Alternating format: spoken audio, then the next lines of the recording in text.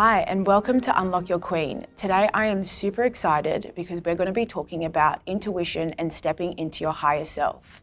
And the guest I have today has helped me start to step into my higher self and really start the journey that I have been on for the last 6-7 months.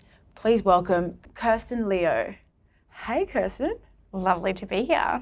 Lovely to have you. Full circle moment. Full circle. Because how long ago did we meet? Maybe like a few months? Oh my goodness. No, I think we'd be more than that, wouldn't than it? that? I'm not sure, to be honest. Maybe like even 4 months.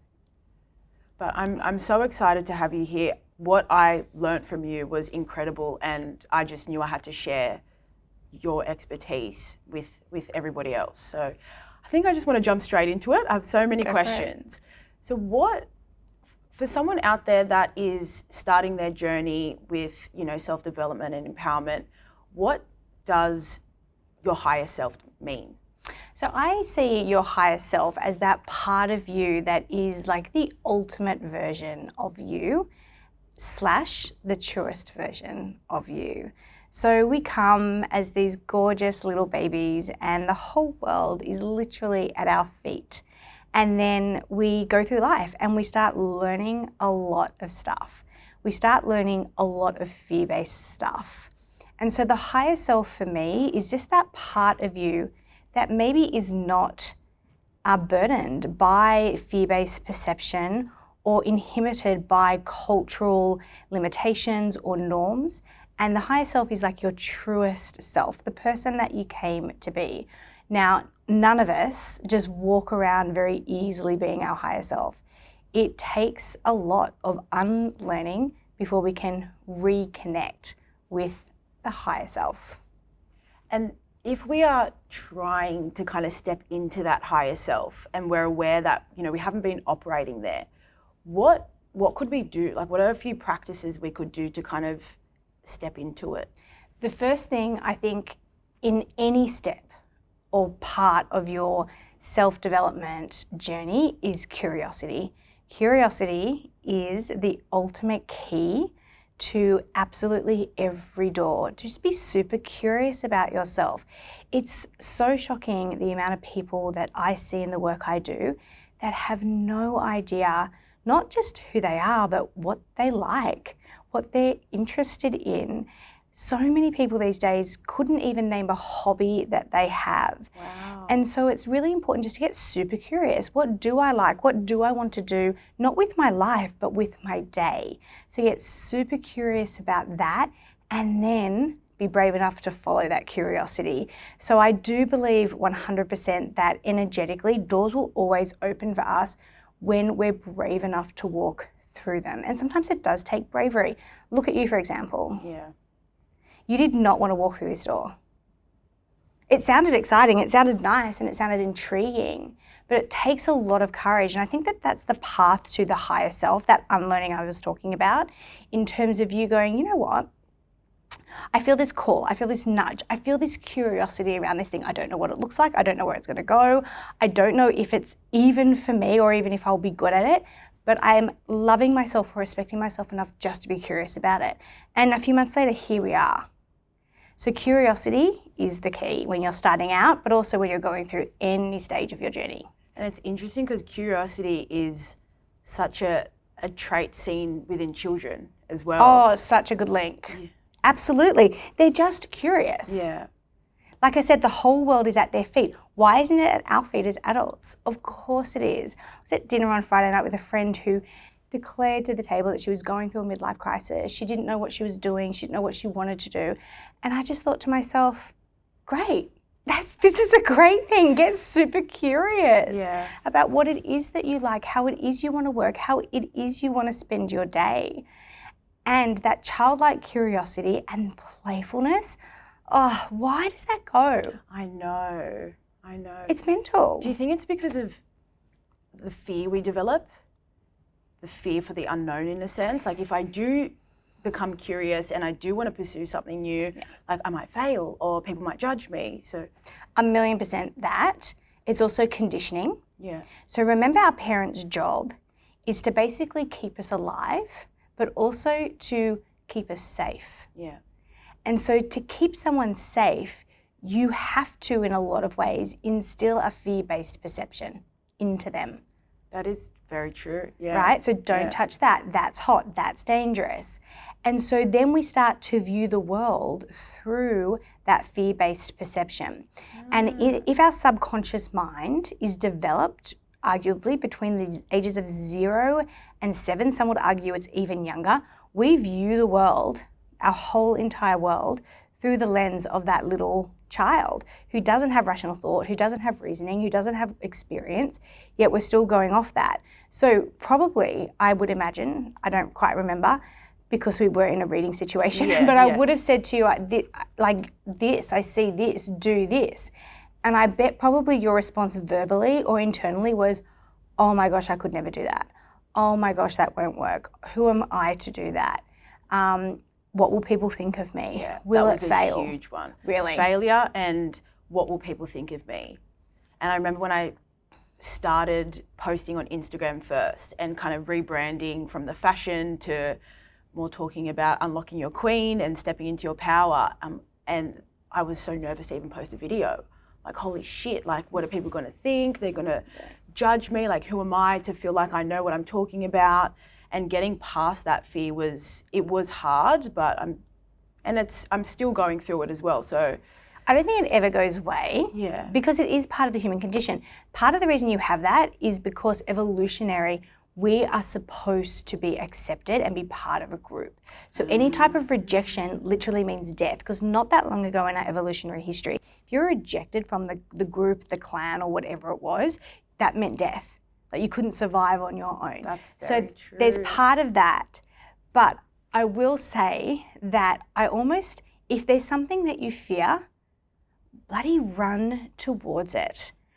When I started out full-time in my business, I of course did not want to put my face on anything. I wanted it to kind of be a brand and not me. Yes. And so I was really working really hard to make that happen. And slowly but surely, a lot of beautiful mentors and coaches, through looking at my birth charts and through knowing who I was, were like, you cannot get away with that. You cannot get away with that. So slowly but surely, I started doing that. Yeah. A couple of years into my business, I decided to do a big rebrand. And as part of that rebrand, the woman that was managing me and helping me with that, she said, we have to get you a photo shoot. And I was like, not necessary. Absolutely not. Just focus on the brand, absolutely not not. But she's like, you are the brand. Yeah. So we have to get you a photo shoot. And so I thought, well, if I'm going to do it, I'm going to do it. So I took my gorgeous hairdresser friend. We went up to Byron. We got in contact with an amazing photographer. We picked the most beautiful locations in Byron and we did this photo shoot. Now, it was stressful and I felt so self-conscious all day, but at the end of it, especially because of how amazing the photographer was, I felt really empowered. Yeah. The very next day, so no photos had been released. It's not out there. It's something that me, my brand manager or my business manager, my hairdresser and the photographer, we're the only ones that know what we're doing. The very next day I get an email from anonymous@hotmail.com. So someone's had this dodgy email address for a very long time because it's a Hotmail address. Yes. To inform me about how pathetic I am, how awful I look, how ridiculous I sound in what I'm doing. And I thought, isn't that so beautiful? The moment I step up into being seen, energetically, someone just knew that was the perfect time to try and tear me down. And did it make me go, ooh? Yeah, but for that second. Because what you really realize when you go for it and you face those fears is that it actually doesn't matter what anyone else thinks. It matters your purpose, your words, your gifts are way bigger than your insecurities or the insecurities or the triggers that might come out of other people. And so whatever you're embarking on, whether it be public or not, please remember that. Your gift, whether you're going to be a nurse, whether you're going to be a teacher, whether you're going to be interviewing people on a podcast or on a YouTube channel, the work is more important than your ego. And I feel like the universe does try to test you, like how you receive that email when you're stepping up and you're trying to kind of to grow, something will come, something will happen. And it's like, am I going to go back to that old self and react how I was before? Or am I just going to handle it with grace and move forward? Exactly. And so in terms of what that actually means energetically, we live in a universe of resonance. So like attracts like. So if you're expanding, if you're doing your thing, if you're being really authentic, you are going to tick off everybody in your sphere, in your field, who has never had the guts to do it, really fears doing it, and so they're going to come at you. So if people are coming at you, take that as a massive compliment. Okay, it's a good sign. That you are absolutely on the right path. And I think that whole, haters, I'm going to prove them wrong, is a fairly okay approach, but I would say a more authentic and aligned one is, I'm just going to send them so much love, and I'm not doing this for them. I'm doing it for me and whoever it helps. And clearly, it doesn't help them. That's fine. Yeah. Wow. So there is a meaning energetically when this happens. Always. And I think what you're saying too, I don't necessarily believe the universe tests you, just because I think that that's a connotation of some man in the sky, like with a checklist, going, now let's throw her a curveball. I think it's more just a reflection of all your insecurities. So that email was really exactly all the things I had been saying about myself. Isn't that so interesting? And the timing as well. Oh, crazy, right? Crazy. And I think also when we're stepping into our power, one thing that I've tried to be more aware of is my intuition, and actually being one with my body and trusting, the feeling or the energies that I'm getting from other people. What is intuition?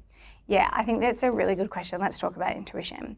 So intuition, I think, is something that maybe the patriarchy has made very woo-woo. Yeah. So for example, we wouldn't call a gut instinct or like those masculine terms, anything weird. We'd actually praise that. And intuition has been very aligned with the feminine, because the gut instincts that a man has are very amazing and strong, but they're all about protection and survival, whereas ours are about a deep knowing. So it's a more emotional body thing. So in terms of your intuition is that deep inner knowing. But in order to accept that you have an intuition, you also have to accept that you do have a higher self or a soul, or that part of you that isn't that mind that's thinking. So I always like to think of intuition as your intuitive thought or your intuitive guidance will state something, the mind will question it. So when you're got an intuitive nudge about something, it just comes across as a statement. Yeah. And you will feel it in your emotional body maybe.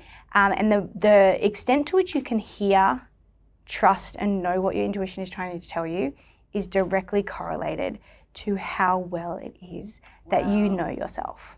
And I feel like sometimes, like when it first started happening and I was getting this intuition around certain people or situations, my mind would try to rationalize and prove it wrong in a sense. But, of course. Which is weird, but now I'm like, hold on, no, this is what I'm feeling. Allow myself to feel it. How is that person making me feel? How is this situation making me feel? And really trusting. And I think that's it. Trust is all about surrender. When you trust something, you don't know the result. There is no guaranteed outcome to a situation. So the mind will jump in and go, right, well, I'm getting a feeling about this person that is really off, as an example. Yeah. This person does not have the best intentions, as an example. And then your mind will go, right, but they can't really hurt me, and if they did, this is what I do, rather than your intuition just going, step away. Not for you. Yeah. Step away. To follow it, that trust, faith, is doing what is stepping into the unknown. So to trust your intuition, you just have to practice it. That's it. everyone, I say a lot of like everyone can do what I do, but it's like everyone can sing. Some people can sing really beautifully naturally, some people can't, some people like train really hard for it. So we all have it, but the extent to which you have it naturally, the extent to which you're willing to surrender to it is up to you, really. So everyone is intuitive, everyone can work on their intuition, but it really isn't as complicated as a lot of people will make it out to be. It's all about knowing who you are, knowing your values, knowing what it is that you will accept and not accept in your life, and then trusting yourself so explicitly that when it pops up, you go, oh, interesting, I'm going to sit with that. Very different to how I use my intuition when I'm reading for someone. That's a total other thing. So then the key is sit with yourself, trust yourself, but also know yourself first. So work on your morals, work on your boundaries, work on your likes and dislikes, and then the trust comes from that. Exactly. You can't be an empowered person if you don't sit in your own power. So empowerment is really just the embodiment of your own personal power. Well, what's your own personal power? It is those things that you just mentioned, and it's your willingness to really trust yourself when you don't know why you're doing it. But like I said, the more you do it, the easier it gets, and the more you also then get to really understand your nuances and understand how does it feel for you, because how I experience may be totally different to how you experience it. And that's what makes it so beautiful and so special, really. And do you think that this distrust we have with our intuition is a new thing? Like, do you think back in the day when we were more spiritual within society, you know, a lot of people were using their intuition and trusting themselves, but as society's changed, we've kind of like let that go? For sure. So there's two aspects of this. One, I think it's really socially acceptable to have a mother's intuition. Yeah, it is. Right? Yes. And so you're also praised for that as a woman. But that's it.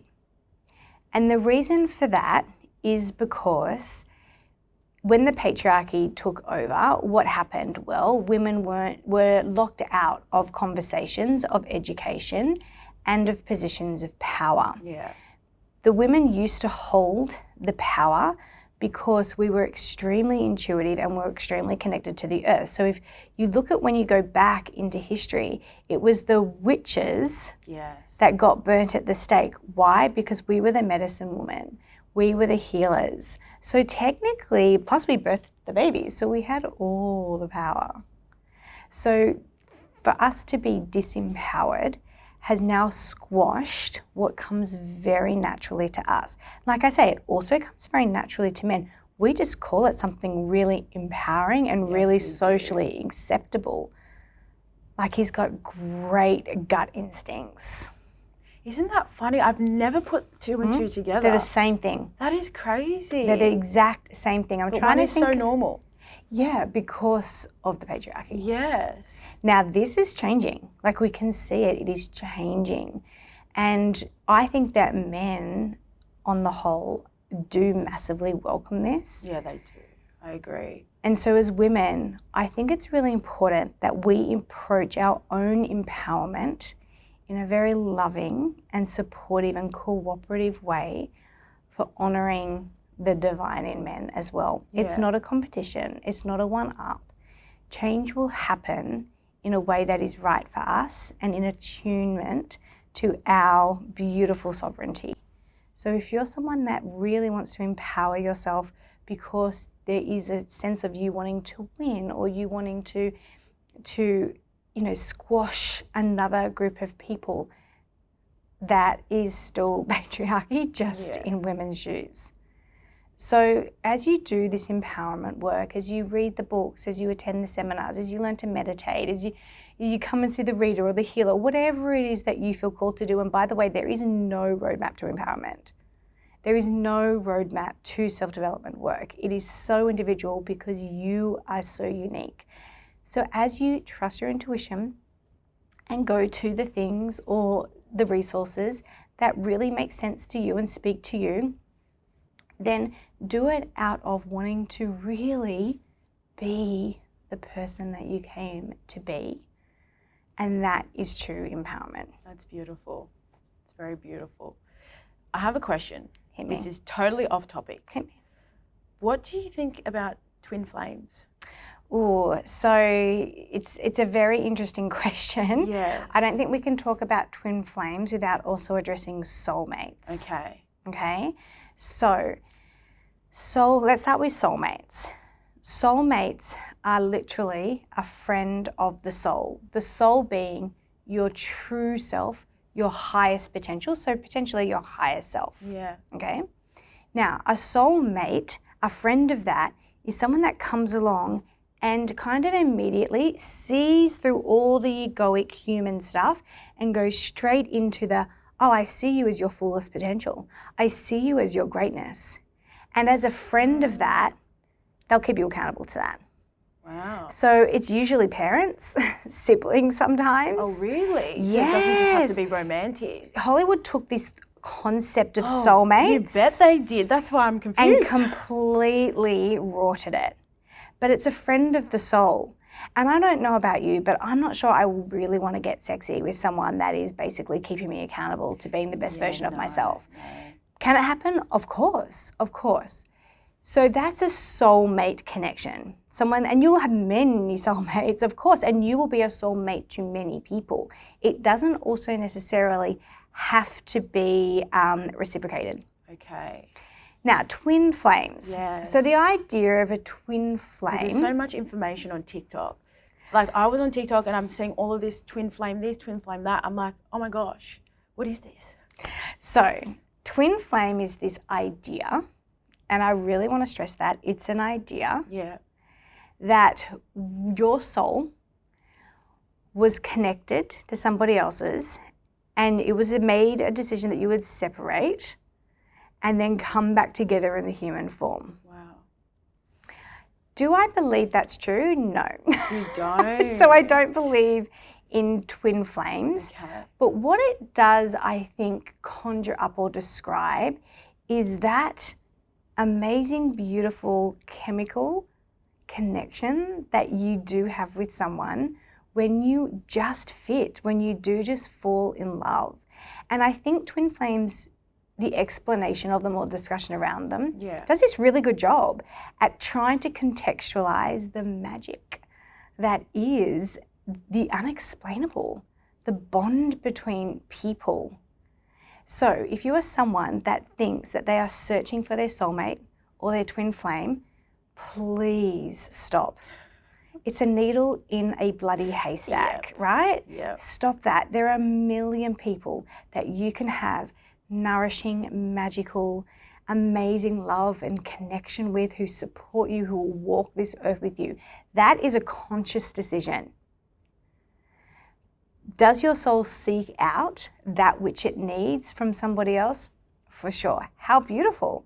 And there are people that I'm sure you've aligned with in your life. You're like, this was meant to be. Like, we were meant to meet. That doesn't mean as humans, with your ego and your emotions and your mind and everything going on, the demands and the pressures of life, are going to choose to then walk together for the rest of your life.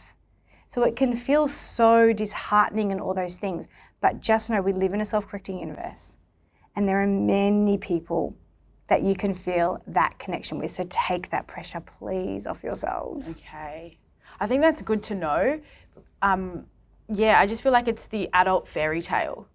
Like the adult version of like Cinderella meeting Prince Charming, and then we hold on to that, and sometimes that can lead to like unrealistic expectations or searching for something that may not exist. I think it's a really good way for people to package a lot of beautiful and probably very well-intentioned self-development work. Yeah. Which is great. I think you're right, it does play into those deeply rooted fantasies. Yes. But you have to remember, Hollywood's, as an example, agenda is just to sell movies. And they want us to watch. And so if they can present us something that's so magical and so desirable to us, then we're going to keep watching it. We're going to want that for ourselves in our real life. It's like men don't walk around waiting for their superpowers to come in. So why are we? It's so weird. Like we're the nut jobs here. So That's so true. It's like take a step back. Like love is love, and love never ends. And the biggest, most important, most valuable relationship you will ever have is with thyself. Absolutely. Work on that one. Absolutely. And every other relationship in your life will bring magic to you every step of the way. Look at us. You came to me. There's a connection. Yeah. And how beautiful we're expanding together here in this conversation. Who knows whose words, these words, who they're touching. And so just trusting that flow. Get curious about life, about yourself, and watch as what seems to be magic, but to me is just beautiful alignment unfold. And it's exciting as well, isn't it? When you're doing something new and you really don't know where it's going to take you or who you're going to meet along the way. And it's something that I think everyone should be excited for once you kind of get past the fear aspect. Please just know also that we're in a very, very interesting astrological time. We've just moved into this whole new age of Aquarius. I won't go too much into it, but just know the way society functions, the way it's set up is all going to change in the next 20 years. So we're in a very turbulent time. Yeah. People are going to be losing their shit, especially if they're really attached to the old ways of being.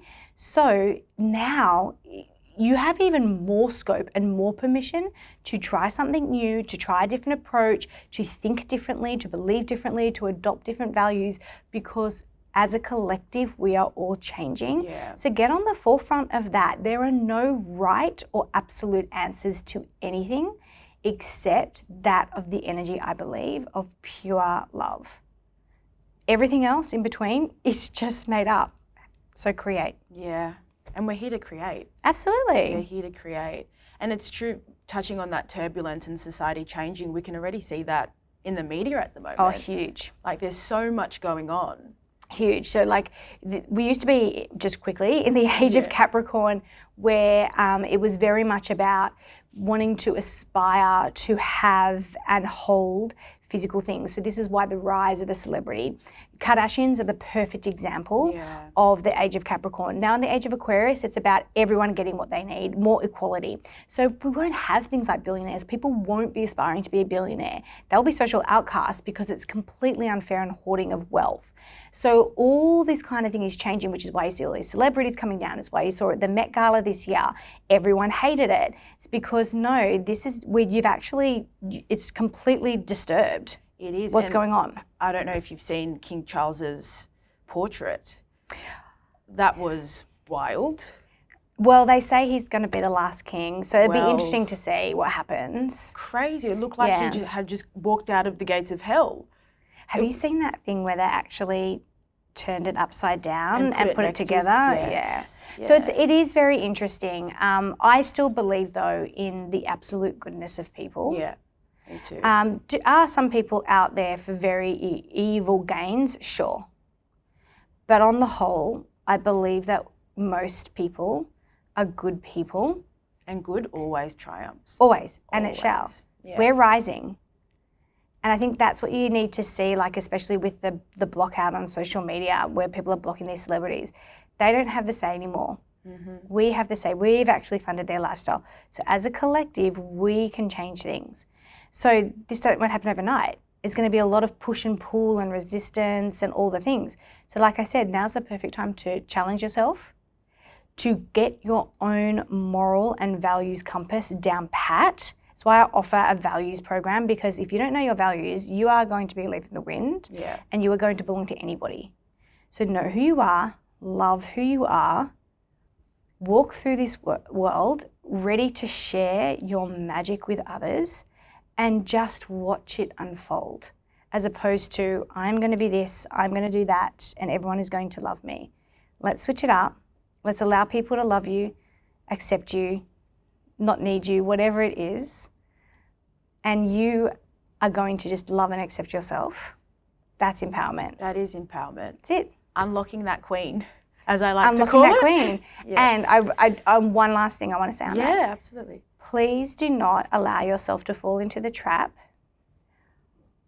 of doing it for an outcome. So I'm going to unlock my queen so I can have this amazing career. I'm going to unlock my queen so I can get the most amazing relationship. Yeah. Or wealth or whatever it is. The whole intention behind unlocking your queen should be because you want to return to your true nature. Absolutely. That's it. Absolutely. That's it. And you're a testament of that. I don't know where this career is going. I don't know what I'm doing, but it just feels so right to put this out there. Yeah. And I'm going to look for the signs and signals, the pulls, the nudges to where I'm going to go next. That's it.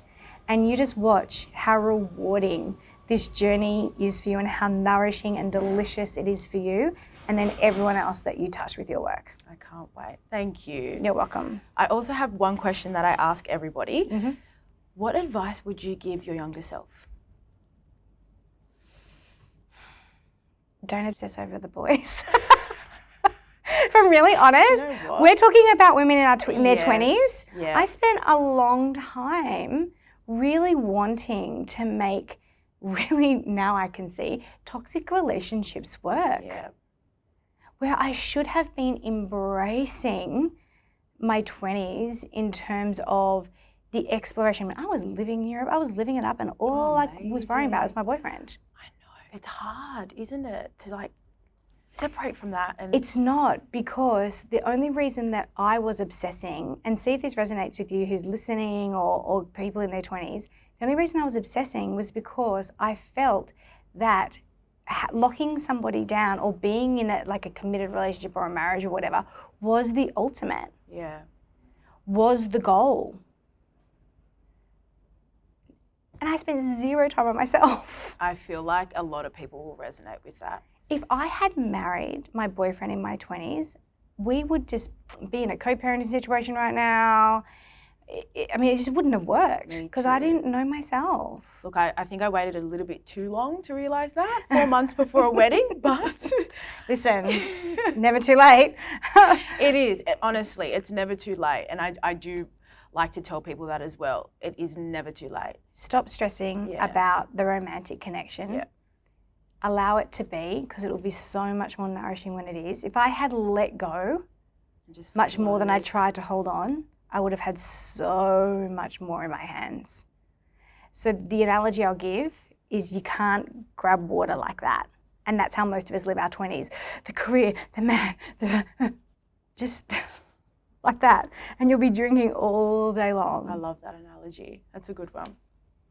Now, Kirsten, I think there's going to be so many people that want to get in touch with you and seek guidance, maybe come and get a reading or do some of your workshops. Where can they reach you? Sure. So you can find me at thelightpathcollective.com. I still do work one-on-one with clients, so you can book me through there, or there are self-paced courses. There's the podcast, the Light Path podcast, if you want to dive into a lot of empowerment topics or even metaphysical or spiritual topics. I mean, we cover a lot on that podcast.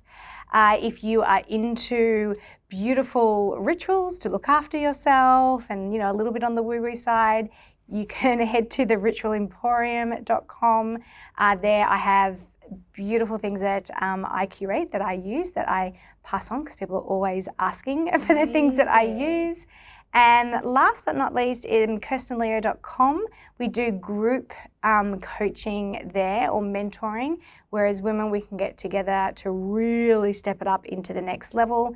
And we also do a lot of corporate wellness as well. So really changing the nature of the landscape of corporate wellness, especially in women-founded and led businesses. Beautiful. Giving women leaders permission to do it completely differently. I love that. I love that. Well, thank you so much, Kirsten. I'm sure that everyone's gained so much value from today, and it was amazing having you here. Thanks for having me. Well done, you. Thank you.